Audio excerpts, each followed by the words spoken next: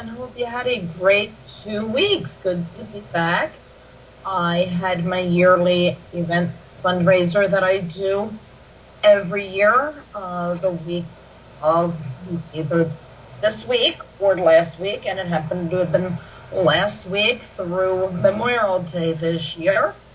I run specials when I do that, and naturally people that live in the area and are able to attend are the only ones that can take advantage of it. So stick around, because before the show ends, I'm going to let you know what the special rate is that I will, now that the fair is over, I will honor the rate to all of you out there to do phone readings with me instead of my regular rates that I have. I can do that now that the fair is over, because part of all the proceeds when I do that gets donated to the community firehouse every year. So now that it wouldn't be in competition with that, I'm going to offer it to everybody else as well. I am so excited tonight because I have a stranger to us. We all here at Penn have missed him, and he used to have a show right prior to mine every Wednesday at 8. And I don't want to waste any time, but I'll give you a hint for those that still may be trying to remember who it is. Phantom Elite Paranormal Group. That should be familiar to a lot of yous. Brian Mann. Brian, how are you? Good. It's been some time. It has been. It's been a long, cold winter without you. And I gotta make the joke, you in your pocket. Yeah. I didn't have your pocket to stay warm in. Now everybody's going, what? Yeah. Yeah, we better clarify that one, huh? Go ahead. Yeah, we were on an investigation, and we took Misha along, and she was on my cell phone, and I put her in my pocket. That's the joke. They were all freezing, and I was sitting right here at home, nice and warm and neat. So, Brian, I'm losing my voice. It's probably from last week all week, being outside and the weather and having to talk over all the noise while I was doing the reading, so I apologize. I'm squeaking tonight. What have you been up to? All kinds of stuff. We're actually trying to get a lot of our cases lined up for the summer still. We got a few in mind that are going to be really interesting. We're going to be going caving very soon, so that's going to be interesting. Doing that, more or less focused on the ghost box to see if we'll actually get any messages down in the caves, because there's no radio, that reaches down that way. So I was always curious on how the ghost box will react down there. What ghost box do you use, Brian? The SB7. Okay. The SB7, and the reason why I use that is because it's a lot better. A lot of people, say that the ghost box fake or whatever. Me personally, I like the specific one, the SB7, because it has the frequencies that you can set the speed. And a lot of the hacks that are out there, it's not accurate. The gaps between the channels, there was no radio frequencies whatsoever in those gaps. So what I've been doing lately is actually analyzing the sound wave patterns in the ghost box. So, and I'm using a lot of Freddy cage type things to block out the radio frequency. So I'm trying to prove that the ghost box is real, a real thing. Lately, that's what I've been doing. Otherwise, well, with everything, you get those that are, going to slam it, and even with the apps, with the radios, people say you're just bringing in, you're scanning radio waves. So how do you know when you ask a question that what you're hearing just doesn't happen to be coincidental, that what a broadcaster is saying could be an answer to what you're asking? And then you have the phone apps and things, where, to me, as far as I'm concerned, that's just a bunch of words pre-programmed into the thing, randomly saying. And are you talking about the Ghost Radar app, something like that? Yes. I've gone out with people that use them, and they're just standing there going, okay, then. I mean, I have to admit, I've used them myself, just to see if they're... I can't, because I don't have a phone that does any of that. My cell phone is just calls, so... a lot of people are misfortunate that they can't, sense spirits around, and I don't know. I think some people shouldn't be able to pick up on spirits that are around, because I think a lot of people wouldn't be able to handle it, and even a lot of psychics, we can't even handle it sometimes. It's just I think a lot of people have that misconception that, if they get one of these devices and, they start talking to the ghosts and that, is their mind actually going to be prepared, and it's not even if it's real or fake, if their mind is, prepared, then go ahead, do it. But I mean, I think the mundane, if they're not really into ghost hunting or doing anything of the sort, I think a lot of that actually, it's a whole mental thing, I don't know, I posted something the other day, I don't know if you guys seen it, I posted something about this lady. She kind of went nuts after she used that ghost app. She got committed to a sale asylum because she thought the ghosts were talking to her or whatever. Something like that. Like I said, I always thought, I think that you actually have to be prepared for, how can you be prepared for it? But, it's just, I don't know. What is your take on that, I guess? I think there's I've said it before, Brian, and so have you, there's so many people wanting to go out and do it, and a lot of it's just for shits and giggles because of all the television programs that you have. Yeah. And they think it's a game. They might come across a ghost hunting thing on a Friday or a Saturday night, even after being at the bar drinking, and just, they're carrying on, and they're just there because it's something to do. Correct, yeah. And by the way, you shouldn't be doing that. It's a no-no. Big time no-no. What do you feel about bringing children along, and at what age do you think that's appropriate? Well, a lot of people do see a lot of my videos. I do actually bring my daughter along on some of them that I feel that they're not, necessarily dangerous, like a house or something, or a place that I actually been to a few times prior to, and, it's actually during the day or something. It's actually a family gathering type place, so, I do keep that in mind. Age limit, I don't know. Me personally, I had my daughter into this stuff, when she was 1 year old. I was teaching her how to cleanse and with smudge sticks and stuff like that. So, she's But we're going to be a little hypocritical here, or at least I am. Don't you think it's a little bit different? Because we do take this seriously, do know what we're doing.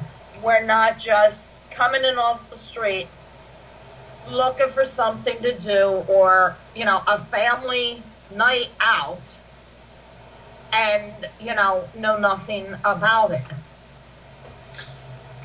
Yeah, it is a different thing. I mean, my daughter is aware of, the stuff that I do, and I think somebody that just all of a sudden I'm going to take my kid to a place, that, the building's falling apart, or it's just so dark in there, there's rusty nails or whatever, and, she gets hurt. I mean, it's common sense, obviously, too, but unfortunately, a lot of people lack common sense these days.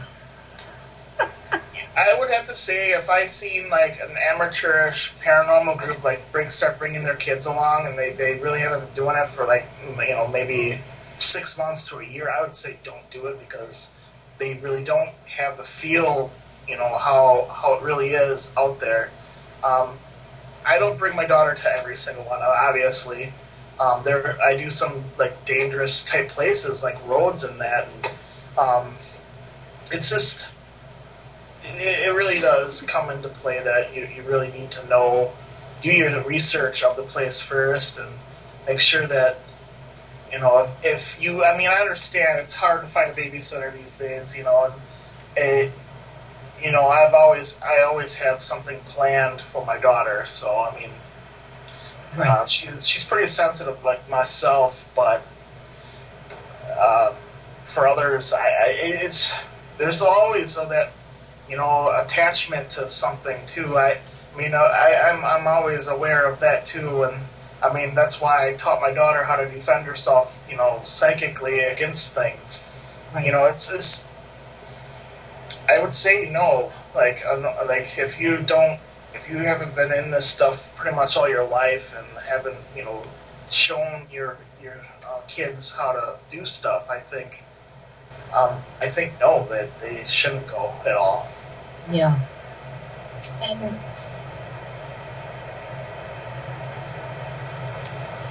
that is the things that people don't consider. The condition that the location, the building's in, the debris that could be laying around, falling down. People don't think of those things. I know a lot of occasions, even I, doing it all the time, doing an outdoor one this time of year at night, how many times have I forgot the bug spray? Until I'm there and I'm like, oh crap, I bit. That's part of our equipment regiment. We have a couple cans of off with us, heavy deep woods off, because we're getting eaten alive half the time, and it's starting to be that season now. And as soon as we get out there, we're going to be getting eaten. We've done a couple cases already, in the winter here, a little bit in between. It was kind of nice not having mosquitoes around, but I don't know. I think it just adds to the adventure of being outside, ghost hunting. And I mean, it is a completely different thing too. I'm going to get on that subject of inside and outside investigations. I mean, yeah, they are completely different. You can have more of a controlled environment, inside, obviously, versus outside. So, a lot of our stuff outside it's difficult, to try to get those animals and those weird sounds out of there, but especially the crickets. Technology. Especially the crickets. Yeah. Recently, I mostly throw out all pictures wise, outside pictures. We take a lot of pictures outside, but I pretty much throw them all out just because, there could be dust or something in the air, bugs flying around. It's just kind of pointless to take any pictures, really.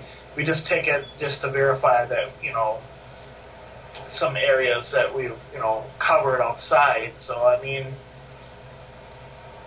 And you have name bugs. Oh yeah, I mean, I'm really harsh on video, on photos altogether. So am I. Very, very hard to convince me that it's paranormal, especially if it's just a photo and you have a bug flying across the screen. You say it's a fairy or something. I can't do it. Me neither. I've been seeing a few out there. I know there's several groups that just, everything's an orb. Every little circle's an orb. Doesn't matter if the picture's taken while it was misty, raining, or even with none of that going on. You're in a dirty house. You're walking around. You're moving the dust up in the air. My point is with that is, like, learn how things are in the air. Like, don't, before you even go to an investigation, like, throw dust into the air and watch it, like, how it moves. Take the night vision camera, and turn on that IR light, bounce it off things. If you blow smoke in the air, just to see how it moves in the air. Videotape bugs flying around. And that alone will help you improve your investigations altogether. I just think that people need to do stuff like that more. They do. Some people are just so anxious to see something, I think, in pictures that any little thing they point out. I know I've seen them where they're taking pictures, they're in a historical place, and there might be a case or even framed photos hanging up, and they're just taking a random picture of the wall, and there's a glare on the picture, the one wall, and they're calling it a spirit flying by, when all you have to do is look at the photo, see that there was a piece of glass over here, know that the flash went off on the camera, and it's nothing other than the reflection and the glass, the light bouncing off the glass. And I sit there and I'm just like shaking my head. And that makes it hard for people that actually do this all the time, and like we're trying to prove it to be real, but then like we have somebody taking a picture of a reflection off a mirror, that the mirror was just simply dirty, and it looks like a freaking face on it, and then some like scientist comes along, or somebody a photo expert comes along and sees what it is and tells the group what it is. And they get all offensive and start screaming at them, and you're bashing on us, blah blah blah. Right. And it's just hard for when we actually one of these days when we actually have that definitive proof that something is real, that what we're doing is real, or the concept of it, real.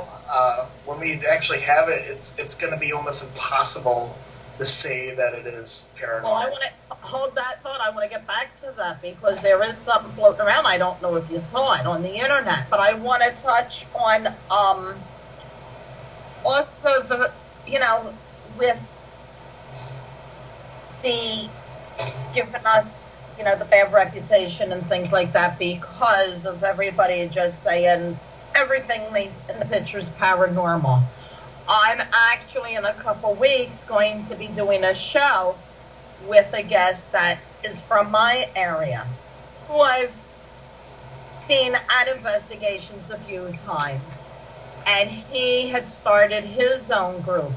Now, a lot of the ones around here that I have gone out with do the things that I'm talking about in your mention, and with the orbs and the reflections and things. And there's so much of that around here. That's why I don't go with the group. And he's coming on as a guest to tell why he stopped his group and the paranormal investigations, because everything he witnessed with the majority of the people around my area were doing these exact same things and just making it look like it's just a complete hoax. So he just quit, huh? He quit, and he doesn't even believe in it anymore because he's been around so many of these people in the area that just, they're smoking a cigarette, somebody flashes cigarette smoke is that he hasn't really been around anybody that takes it seriously. So I'm going to be doing a different type of show on this to get that angle from somebody that actually was in it and just said, you know what, this is all BS. And, discuss, some things with him that, what went on and bring up. Well, it really does come down to patience, too. Going out with. What, Brian? It really does come down to patience, too. And so you're not going to get something every freaking time. And then, I don't know. I think it's a toss-up sometimes. Even though I can see them or hear them or whatever, what I do, sometimes we'll go to a notorious haunted spot and absolutely nothing happens, and you want it to happen so badly that you have one team member that thinks that it's absolutely haunted, and keeping that view. I mean, sometimes even I this stuff isn't real until something does happen. It's just. I'd have to say to him, just be patient. And there's those people out there. You don't necessarily have to have a team. Right. I've done this a long time before I even had a team, but still, it's. I don't know. In a way, I kind of feel sorry, because that it can be fun. I mean, it can be fun, and if you take it too seriously, sometimes I mean that does take a toll on you. There was a time that that's all I could think about is going on cases all the time, and it's just hard sometimes, especially when you see all that going on. I see it, we all see it all the time, and it's just I guess it's sad in a way, but if he takes people like him maybe take that step and say, hey, prove it that it's not real, it's BS, take some photography, some picture taking classes, go get professional with it, right, become an analyst, that's all I can really say, I want to touch on, you said about, outright proof. Did you catch, I guess it was maybe a month and a half, 2 months ago now, it was on the news. And at first, I had thought it was somebody like you or I just there. It was a soccer match over the UK. I'm not sure where. It was overseas. And I just thought it was somebody, one of the fans, videotaping the soccer match. And for whatever, afterwards, they edited the footage to have a spirit run across the stands that were on the other side of the stadium, because it's so solid, so formed, running straight through the stands, and the fans that are sitting there, and they're not even looking or moving, they didn't feel anything, speeding right through them. And that was not the case at all. Supposedly this was being broadcast live, and I don't know what was going on, but the news camera was taking a random shot of the fans. They were maybe on a break or whatever, and it was live on the newscast when it was being taped. You'll have to look that one up, Brian. Have a look at it. All you have to do is Google soccer game ghost. Okay. Yeah, I've been doing a lot of those. I've been actually going on YouTube and that and looking up a lot of different videos lately, and just doing analyzing, like if it's been altered in any way. I mean, you could definitely tell if it's been altered, Right. I mean, so many things that you could do with editing, like, it's just, yeah, I'll look at it. There's a lot of them coming from like Asia and China over that way. A lot of those type of pictures, videos coming out from that way. I just did one about a bowl shattering off a what was a convenience store. I forget where it was. I just did something like that, and the bowl just like shot off the table and landed on the ground, and I was like, it just looked really weird to me. Like this lady was just walking around, and I don't know. You'd have to see it. It's on my channel. Like you'll see it. It's like a bowl. It like just flies off the table. I don't know. To me, it looks like it's faked for sure. Right. But I mean, there's so many out there. Like, see, I think I've become like really good at editing and seeing how things are actually done. Actually, since I've been doing my shows and that, I mean, I can definitely tell a lot of things, from what you can do or what you cannot do, and debunking, doing experiments. I love doing experiments. That's something that I think a lot of paranormal teams need to start doing. Is experiment. And why is it doing that? You look at the dimensions of it, the physics of it, and make sure that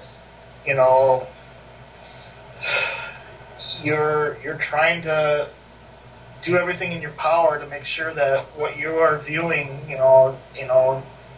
like a full body apparition in front of you, you want to prove that that's exactly what you're seeing is a ghost, so. And nobody standing anywhere, reflection, shadows, none of that. What I did see, talk about pictures and things like that. I did see the bunch of photos that you have. One that your group had taken, and then ones that you just put up saying other. And from what I saw, the others, the very first one that was labeled other that I had clicked on was above a building, looking like it was a house fire or whatever that particular building was when you first look at it. But I thought, yeah, that's pretty. I mean, that was. I was just using this thing to see how the smoke. How would you make those pictures like that, even outside? And it wasn't necessarily, what it looked like. It's how it came onto frame. Like, how would you get that white to stay there in that spot, and how to make it stay in that spot, even outside? There's a certain way to blow it on the side of the camera. No matter what you do, if you look at that other team's stuff, no matter what, you can see that it's off to the side, like it cuts off. So wherever it's getting cut off, that's where they're blowing it in from. So that's how. I don't care what they use to make it. I'd have to say it's smoke, or some kind of smoke form, just because I don't believe that that they actually sent me one like 30 some more the next day after I posted that. They're like, oh, what do you these are all paranormal. I'm like, so you're getting 50 photos in a row with the same thing? Like, I would have to say that's highly unlikely, just because we'll take over 150 pictures on an investigation right in a row, and we'd never get anything like that. Anything like, unless it's something nothing that I couldn't explain, really. I mean, some of those are unique and they're really cool looking, but I noticed in a couple there were the forms of faces in 2 of them. Yeah. Did you see it? Did you catch that? Yeah, I seen that, but I mean, it's a French paranormal team. I mean, they're from France there, and I mean, I've been talking to him for a while, you know, and it's just one of those people that I think just take random pictures of things and just say it's paranormal. But if they are actually blowing smoke or they're smoking while they're taking pictures, because that's kind of, it's either their breath or they're smoking a cigarette while they're taking a picture. It's one of those two, because it has to be. Like, I don't see it any other way. Like, those faces, it's just matrixing, like, to me anyway. Like, they don't have any, like, EVPs or anything to back it up. For me, I would have to say no, like, it's not. Like, Exactly. you gotta have more than just pictures. Yes, you do. What is the place that stands out the most to you that freaked you out? Have you been anywhere that really you can say freaked you out? My team would say there is one place. Paradise Road. We just did it. We did it last. Well, I don't remember. We showed up there, and the area was just heavily too dangerous at the time because it was around Halloween, and we pulled up to the place. You know, it was just a normal place. We're driving there. And we stopped on the side of the road, and I could feel like. I mean, you remember Fitzman's. This place is a little bit darker. I would have to say. Like, I didn't want to get out of the car. How dark it was. Like it. I instantly. It was nothing to do with how creepy the place looked. It was the feeling that I got.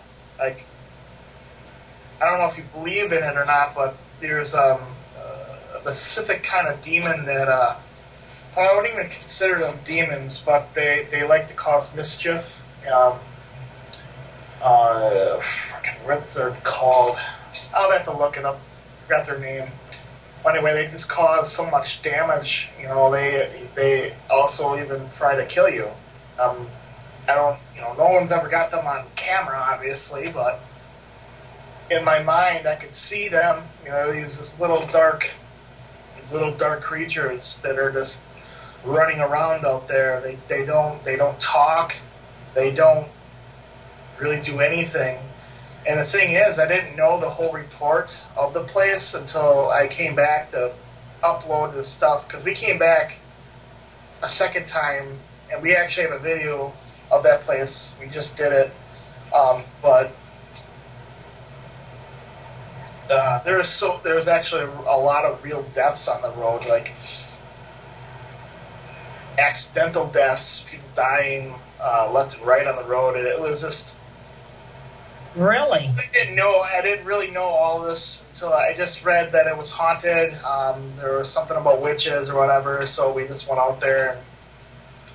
And it's there's so much stuff about this that, I mean, there's folklore, there's rumors, and there's that stuff, but then there are so much rumors in the area that at least one of them has to be real. And I'd have to say, this place, like, I don't know if you ever watched the show Reaper. Ever watched the show Reaper? Yes. And those little things that cause accidents for the people to die. Right. Kind of like that. That's what I could kind of explain how they are. Like, they cause damage. I mean, it sounds crazy, but they've been throughout the centuries that these things are real. So I mean, it definitely, first time I've ever came across one that they don't really care. They hate people. So I didn't want to get out, and the second time being there, I definitely had the same feeling, but a little bit worse. We were out there, and all of a sudden, like, I seen one of them on the side of the road, and I had a feeling that it was trying to do something to, like, hurt my team. I'm like, we're leaving now. Like, we took off running towards the truck, and I don't we normally don't do that. Like, it was Right. so freaky. Not even like 2 minutes after I felt that from that thing, a car came flying through there and it would have killed us. It would have hit us and killed us. We would have no reaction time to move out of the way. That's how dangerous this particular road was. So it definitely, that road just intrigued me so much that I had to come back. You know, even with that danger that, you know, of getting hit, it's just, it's unbelievable. There was a murder on the road. This like lady like paid these students to kill her husband for the insurance money on the road. I mean, there's a death at least every 2 years or something on the road. It's crazy. Like, it's one of those places. You've been there twice then, Brian, both times at night? Yes. How about going during the day? The first time when we went there, it was during the day, and then it started getting darker out, just to get the feel for the area. Like our first time, we'll go to a place and just to check it out, see if we feel anything. But if I start to feel something, we'll actually start rolling the cameras right there on the spot. But the first time out there is pretty much just to get the lay of the area, how we're gonna do the, you know, safety precautions. Like, a lot of our roads, we have safety cones up, and we wear like reflective tape and stuff on us to make sure that motorists see us. And so we don't have lots of money to close down the road. You know, I mean, I'd love to do that. That'd be awesome to have the power to do that, but obviously we don't. And we just make sure that the motorists know that we're there. We'll have like a sign up or have the vehicles on the ends of the road so people know that we're there. But it's dangerous. That's all I can say. Did you ever, the police come wondering what you were doing since you have the cones up and stuff? Stopping you? Or? A lot of the times we actually call the local police. Right. One time it's happened when the cops, it's actually that particular road, the first time we were out there, because it's so dangerous, the cops were concerned that, you know, it was around Halloween. It's one of those roads that people, you know, that they go out there and do stupid things. And right. We actually caught the cop off guard with our cameras, and he was acting he was nervous or something. Like, I actually started interviewing him. I'm like, so you're out here all the time? I'm like, what is this and this and that? And it looked like he was completely lying to me. Like, he was looking down on the ground, and it was weird. Like, we like reversed roles. Like, he was supposed to be asking me why I'm out there, blah blah blah, and we have all these cameras, and I'm interviewing him instead. It was a blast. You caught him off guard with that, and I'm sure he probably has experience of things that he is keeping to himself. Yeah, there was actually like a phantom truck or something out there too that I'm actually, you know, over a lot of roads that we're looking at now actually have the same, like almost the same reports. There's like the phantom truck that like tries to ram people off the road. We have one out here someplace that has that behind it too. I'm actually getting intrigued about it, but just trying to think of why so many reports of this. Kind of reminds me of like Jeepers Creepers, that Beetle truck, you know, like chasing you off the road. That's exactly what my thought was too. Yeah, I don't know, like, if it is somebody, like, so many places that, you know, see this thing. Like, I was trying to get Jesse during the show to explain what would manifest that. Why would it do that? That, you know, why would something be ramming people off the road? He's like, yeah, a phantom driver and a phantom engine, he goes. And I'm like, yeah, obviously. I mean, it's just, is it the energy off the road, or was it somebody that just died, or is this some maniac that wants to ram you off the road? And like all these places, there's so many of them that are similar.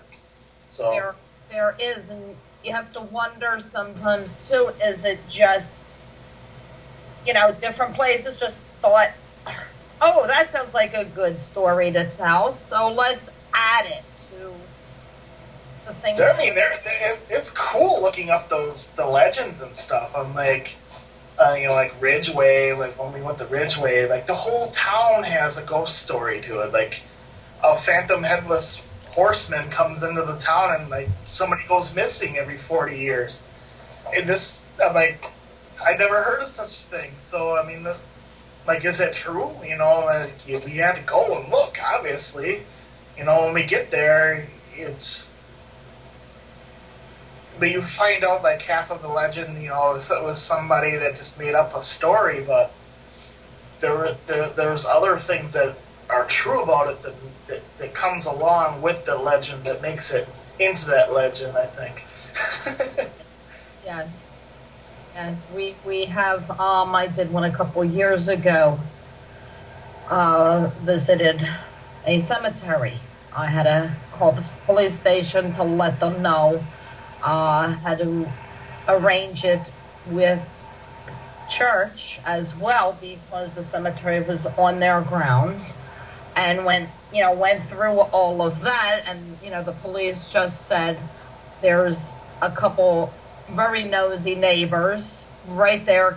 So they thanked me for letting them know, because they said even they're going to be bringing us nonstop, try to tell us you're in there messing around. Impossible. They're impossible. Like we don't even bother with night investigations. If we go to a cemetery, they have to be during the day because I don't want to deal with that. Is this, especially if a church owns it, like the Catholic Church, you film the wrong thing and you'll have some people breathing down your back. Yes, you do. But with work schedules and everything else, it had to be done at night. And the one story is against the road, again, another street, is a girl named Mary is heard and seen wandering up and down the street in a gown. She had died with her boyfriend the night of her prom on that road. And naturally, at that cemetery is the gravesite right there. So that's one of the ones we have around here. Her name is Mary. Lots of Marys back then, from way back. Yeah, we have a few Marys around here too. Mary and Elizabeth seems to be popular. There's a tombstone that bleeds blood that we were trying to look for one day. It was Mary Blood. Her name was like Mary Blood or something like that. Her last name's Blood. It's kind of cool. I don't know. Maybe that's what they got, the idea that the tombstone was bleeding or not. I don't know. But, I mean, we have another one that we're actually going to it's probably going to be one of the next ones I go to. It's called like Bloody Bridge Bride or something like that. It's like a bridge where, I don't know if you see it on my Facebook page, on the Phantom Elite Paranormal's page, I have the stones. If you see the stones, they're all like stacked up. That mysterious, like these stones that stack up, like they shouldn't even be like that. So we're gonna be going there. But supposedly on the wedding night or whatever, she died on the bridge. So we're probably be doing that place too. But yeah, I mean, there's a lot of like stories about people getting married and dying. I mean, there's a lot. There's at least 3 of them that I can think of within this area. I just haven't gotten around to them, but we have so much stuff here in Wisconsin. It's I don't even scratch the surface of half of the places that are out there. We have We still have to do that werewolf thing yet.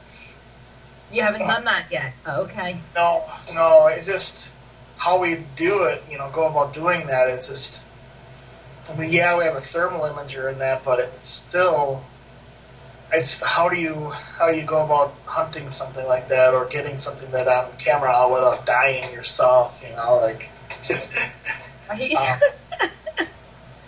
Besides, I asked you, like, the place that creeped you out the most. We're having a question in the chat room. Do you have any favorite place, and why? Favorite place? I like them all, to be honest with you. But obviously, Do you have a place that you go to more often, Brian? The ones that let us in, I'd say J Road would be one of the ones that we go to a lot, just because it's close by and we've gotten a lot of cool stuff out there. The top two, it would be J Road and the Ramada here in town, Fond du Lac here. That's one that we've done many, many times. And it's one of those things that says the Ramada ghosts don't like me, so it's an interesting thing when I'm there, but there's specific places that I'd actually like to go back, but I probably can't just because they've been private home cases that are just amazing. And it's just, sometimes it bugs me that I can't make a lot of my shows and stuff that I see public. And I mean, we have demonic cases that we really can't really show, because of privacy issues and that. And it bugs me, I mean, I think I showed you one of those videos. We had it on Penn, where that lady, she was just freaking the heck out on us. That she thought a demon killed her kid, and that was one of the first cases that we made public that. It just horribly went wrong, making it go public, because we'd exposed a fraud with that too. So I mean, it's just so much stuff that I like to show. I like to show everything that we do, even the fun stuff, the boring times. That's. I like to show people how it really is, and I guess I pride myself on that. Versus any other show that you see on TV, or they're all there trying to say that this is absolutely the truth, whatever. I'll say, I don't know what it is. If it's something that it's unexplainable, I'll just say it. I don't know what the hell it is. I don't know what it is. So exactly. We're running out of time. We expect to have you someplace regularly on the show. Are you going to get back into doing that, or actually on Pen 2? We're on Pen 2 now. You're doing 2? Pen 2. Okay. Yeah, we're on there. A lot of the new stuff goes to there now. Right. It's just a lot easier to do it that way versus one of us, monitoring the chat rooms or whatever. I mean, in a way, I kind of miss it, but it's just really hard right now. We're trying to get onto another different kind of schedule of the team. We're gonna have to do cases during the middle of the week now because I'm working so much on the weekends and that, so it's not working. Yeah. Having steady time is a problem too. Is there any more questions in there or no? Well, some people are seeing you for the first time and came on late, so they asked who you were. So let everybody know how they can find you and everything that you do and keep up to date. Yeah, we have a Facebook page. It's called PHANTOM ELITE PARANORMAL. We have a lot of shows on there. We have a lot of older ones that and you get to see how my team develops over the years and how differently we react to different places. And it's a real life paranormal thing, and it's not necessarily always paranormal. We touch on a lot of weird subjects while we're out at places. We have talk shows about demons and Freemasons. Krampus. What's that? Krampus. Krampus, yes, I love that. I love that talk show. It was a Christmas special on the Krampus.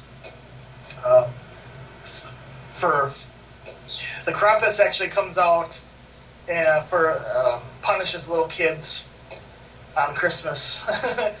You want to check that on out too. It's on our YouTube page as well. It's at Phantom Elite Paranormal.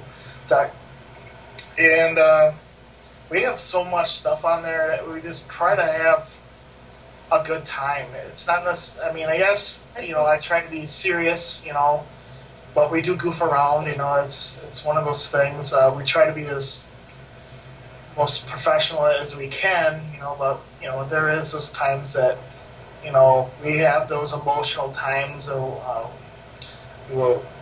It's just trying to get people active with us. That's what we want mostly. And we have a big fan base. I mean, we'll tell everybody how it is. It's fun. It's fun. I probably don't see myself ever stopping doing it. I've been in it all my life.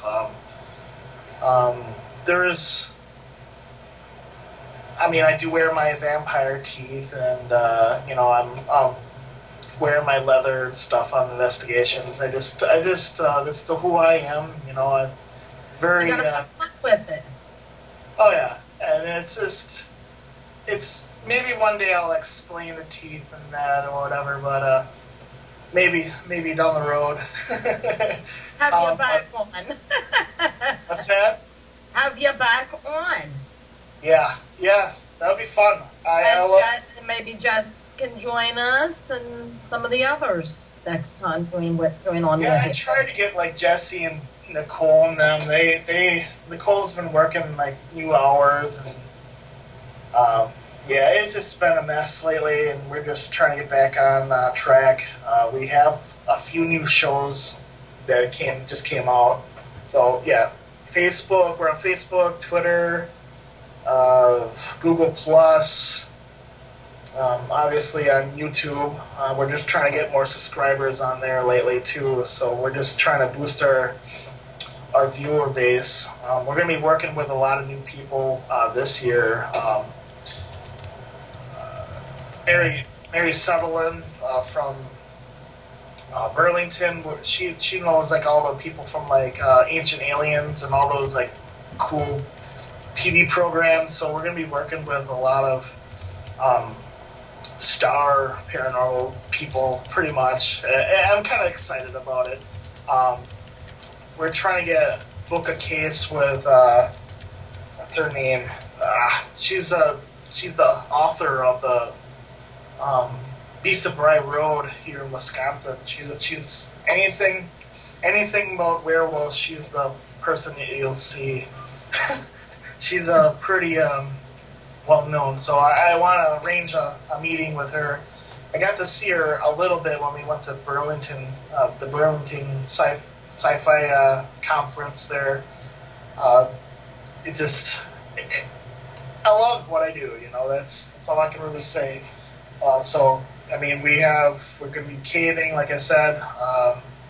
We have something really, really weird coming up too. We're actually going to have some suspension person, like he has hooks in his back. He's actually going to pull a truck on one of these haunted roads. That actually probably the one that you went to, because we have, but it's closed off, so we can do it. But anyway, what we do is do tests in that area before and after. The rush that he gets from pulling a truck with, I'm pretty sure you could do it other ways, but it's something he wanted to do, and I was like, you know what, we'll do it. We'll we'll put all kinds of like instruments on you and measure the area. Let's see if it increase some kind of weird paranormal activity. I mean, it's out there. I mean, but I love going out of my way to find new ways to arouse paranormal activity. So. Well, we have, before we go, so I don't forget first, the special that I ran at fair last week, I'm going to let you guys have an opportunity to get in on it as well.